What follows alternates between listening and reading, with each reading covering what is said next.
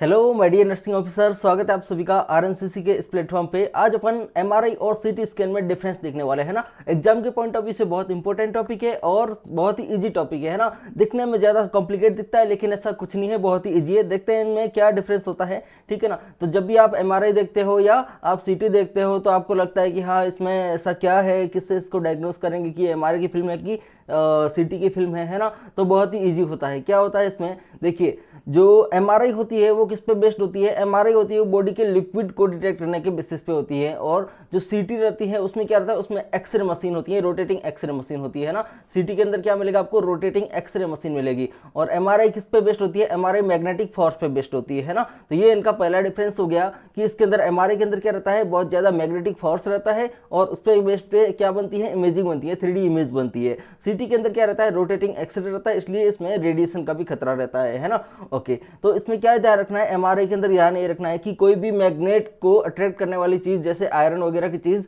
नहीं ले जानी है साथ में, है ना। तो वो क्या कर देगा, मैग्नेट वाली चीज होगी वो एमआरआई मशीन खुद की तरफ खींच लेगी। तो अगर वो पेशेंट के अंदर लगी हुई होगी तो पेशेंट को क्या पहुंचेगा, बहुत भारी नुकसान पहुंचेगा, है ना। ओके, इसलिए कोई भी इम्प्लांट लगा हुआ हो, कोई रॉड लगी हुई हो या पेसमेकर लगा हो, ये सब कॉन्ट्राइंडिकेटेड रहेंगे किसके लिए, एमआरआई के लिए, है ना। ओके, नेक्स्ट डिफरेंस अपन देखें तो वो क्या रहता है कि इनका यूज क्या रहेगा। एमआरआई का यूज मेनली अपन किसके लिए करते हैं, सॉफ्ट टिश्यू इमेजिंग के लिए करते हैं ना। जैसे कोई टेंडर में टीयर हो गया हो, टेंडर में इन्फ्लामेशन हो गया वो देखने के लिए, कोई लिगामेंट में टीयर हो गया हो, ठीक है ना। स्पाइनल कॉर्ड में डिस्क वगैरह प्रोलेप्स हो गई हो, डिस्क की कंडीशन क्या है, हर्निएशन है कि नहीं है, नर्व की कंडीशन क्या है। जैसे आप देखते हो ब्रैकियल प्लेक्सस की एमआरआई करवाते हैं अपन, सर्वाइकल प्लेक्सस की करवाते हैं, डिस्क की करवाते हैं, स्पाइनल कॉर्ड का हो गया। और ब्रेन में अपन भी एमआरआई कराते हैं क्योंकि ब्रेन भी क्या है, एक सॉफ्ट टिश्यू है, ब्रेन के अंदर कोई बोन नहीं होती, क्या है, सॉफ्ट टिश्यू है ना। ओके, सीटी की बात करें, सीटी कहाँ का यूजफुल है, तो कैंसर, बहुत सारे कैंसर की स्टेजिंग करने के लिए सीटी का यूज किया जाता है ना। अपन रोड टैपिक एक्सीडेंट देखते हैं वहां पे सीटी बहुत यूजफुल है ना। ओके, 3D फेस की सीटी हो गई या ब्रेन की सीटी हो गई, ईडीएच वगैरह को देखने के लिए, एसडीएच देखने के लिए, है ना। तो सीटी का बहुत इंपॉर्टेंट आरटी के अंदर डायग्नोसिस में हेल्प करता है और कैंसर में हेल्प करता है, और भी बहुत सारी कंडीशन होती है जहाँ पे सीटी यूज की जाती है ना। जैसे कॉन्ट्रास्ट वगैरह की सीटी एब्डोमेन में बहुत ज्यादा प्रेफर की जाती है ना। चलिए, ये सेकंड डिफरेंस हो गया। नेक्स्ट डिफरेंस अपन देखते हैं वो है इसके टाइम से रिलेटेड। एमआरआई में बहुत ज्यादा टाइम लगता है ना, हाफ एन आवर के आसपास टाइम लग सकता है, half an hour to 1 hour भी टाइम लग सकता है। लेकिन सीटी विद इन 5 मिनट, है ना, 5 से 10 मिनट का खेल होता है, ठीक है। और 5 से 10 मिनट में सीटी हो जाती है। अब बात आती है कि दिन दोनों में से ज्यादा कंफर्टेबल कौन है। जब कंफर्टेबल की बात करें तो ज्यादा कंफर्टेबल कौन सी होती है, ठीक है, ज्यादा कंफर्टेबल कौन सी होती है, वो होती है सीटी। क्योंकि एमआरआई क्या करती है, एमआरआई साउंड प्रोड्यूस करती है, ठीक है ना। एमआरआई क्या करती है, साउंड प्रोड्यूस करती है, सीटी में कोई साउंड नहीं रहता है ना। नॉर्मली क्या रहती है, एक एक्सरे की लाइट अपन को देखने को मिलती है और हल्का हल्का कोई साउंड हो सकता है, ठीक है ना। चलिए, और सेकंड डिफरेंस वो रहता है, वो उसकी साइज से रिलेटेड है ना।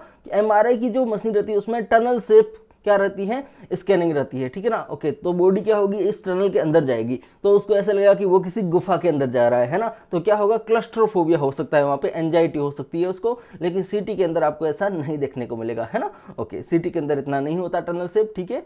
ओके, अब नेक्स्ट आता है कि दोनों की फिल्म को आप डिफ्रेंशिएट कैसे करोगे। जो सीटी की फिल्म होती है वो सीटी जो रहेगा वो बॉन को कैसे दिखाएगा, लाइट कलर का या वाइट कलर का कह सकते हैं अपन, ठीक है। और डार्क कलर का किसमें दिखेगी बॉन, वो दिखेगी अपने एमआरआई के अंदर। ये डिफरेंशिएटिंग फीचर हो गया।